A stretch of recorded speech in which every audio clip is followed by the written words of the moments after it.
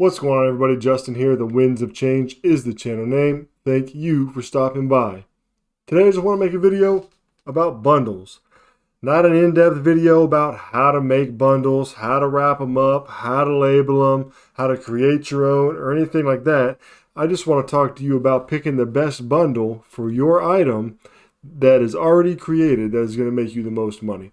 Let's check out an item that I recently sold, and I sold them in bundles, and then look at a little bit about what I could have done different with some research that would have brought in a little bit more profit. Okay, so here's the item. Certo Premium Liquid Fruit Pectin, 6-ounce boxes, pack of 4. So this is a 4-pack. I paid $1.50 each for them, so it ended up being like $6 per unit. So the unit is the 4-pack, so $6 per 4-pack. And I sold 12 so far, and I have 5 on hand. So that's 17 that I had altogether. So 17 times 4 is what? 20, 34, 68. So I think 68, right? Is that right? 7. So I had a bunch of these in my cart, right? 68 little items, and they're about, I don't know, about this big. I fit 4 of them in a poly bag, wrapped it up, labeled it up, sent them out. And the average profit I made on a 4-pack was $11 and about 15 cents. And so that's one of the really cool things about selling packs. When you look at an item up by a UPC, a lot of times it's going to come up with one item. Sometimes it'll have a 2-pack or a 3-pack or something like that. But when you're doing grouping things, right? When you're selling packs of things, you're not always looking up the UPC. You're looking up the ASIN, right? You're selling by ASIN. You can't really look up the ASIN per se, like type in an ASIN and then find it if you don't know what it is. So you're going to have to find the product either by typing in the actual name into your Amazon seller search tool, or you can take a picture with your Amazon seller app scanning app, and you can take a picture of it and it'll pop up different things. And a lot of times you'll have some more options when you do it that way as opposed to just the UPC, because someone may have had this same item, created a 2-pack, and then just not put the UPC on there. You do need to be careful though, because you don't want to get an IP complaint, or you don't want to get the company saying you're selling it when you're not allowed. So if you scan the UPC, which you should always do first, scan the UPC, and if that comes up as restricted, but then you find a 2-pack that's unrestricted, don't do that. If you're restricted on the official listing, which oftentimes is going to have the UPC, then you're going to be restricted on the other listings as well, even if Amazon doesn't restrict it. What I'm saying is, someone created another multi-pack of an item. That brand is probably not aware of that multi-pack, but as soon as they become aware of it, or Amazon becomes aware of it, they'll shut that down, and they could ding you and everybody else who's selling under that ASIN, which is Amazon's identifying number. So you want to be careful, right? So if one item says that you are restricted, and another listing of that same item, but it's a multi-pack, says that you're not, be very, very careful on doing that. But let's look at this item that I had that I'm selling. And I could have made possibly a little bit more if I would have went about it a different way. Let's check it out. All right, here it is, right here. So we got 4 of these. Put them in a 4-pack, and I can't tell you honestly if I picked them up and checked the UPC, or if I did the picture scan or typed in the name. I probably did the picture scan with the UPC. I probably didn't type in the name.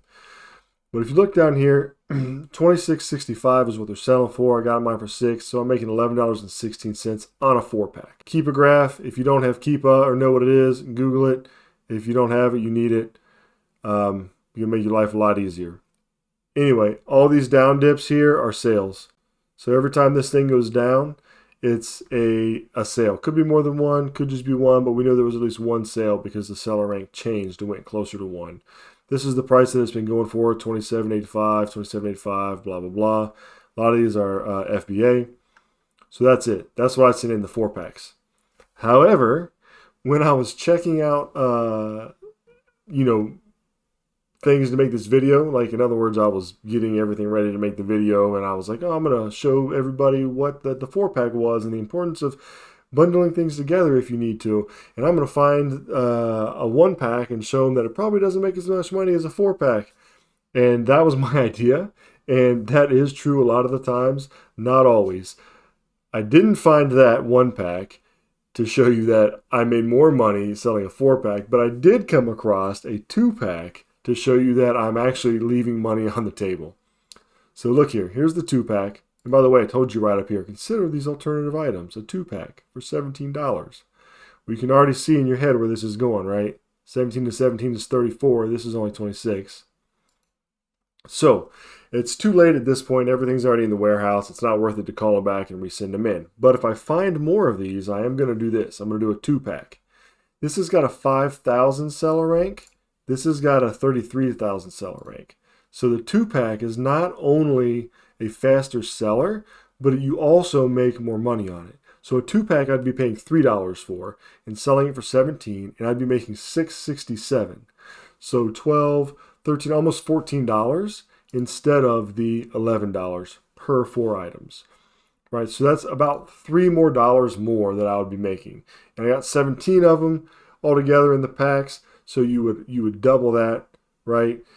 Well, you wouldn't double if you were doing it this way. So you would take that 17 times what, the $4 extra that I'd be, or the $3 extra that I'd be making, and you'd get 20, 34, 40, 50, 51-ish. Is that right? 17 times 3? Yes, $51.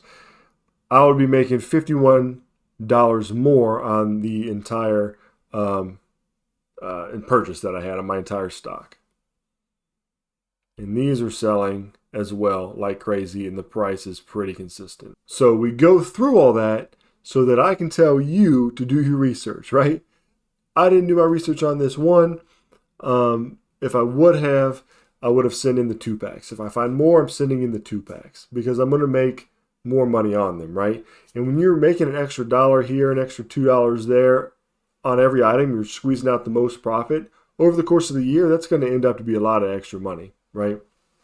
So keep an eye out for that. Don't be afraid to send in multi-packs. Make sure that you're checking out, though, that the multi-pack you're sending in is the best one.